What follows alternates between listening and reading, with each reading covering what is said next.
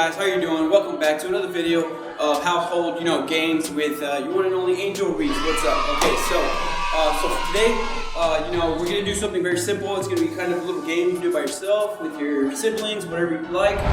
All right, boys and girls, so for this activity, all right, it's called Shark Run. Now for this activity, you're gonna need 2 pillows, all right? So 2 pillows, all right, you got 1 and 2, bada bing, bada boom. All right, so for this game, we're gonna use 2 pillows. Now you can use your living room, you can use your room, wherever you like.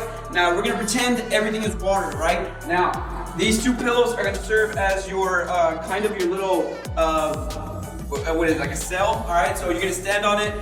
So what you're gonna do is you're gonna have one behind you, you stand on it, and then you have to try to go across the water without falling into the water, theoretically. And you have to move the pillow from behind you to in front of you without moving or twisting your body.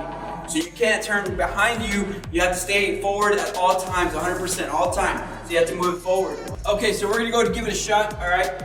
So you just stand on it, right? You have to try to face forward at all times. It's gonna be kind of, you're gonna be hesitant to want to turn away, but just really try not to, right? That's the whole point of this little activity. So you have to go here, kind of feel for it, and then you just go forward, right? Now you jump, and now you really want to try. It's kind of hard because you have to really, it's really hard not to turn back, right? So you just have to go, and you just go.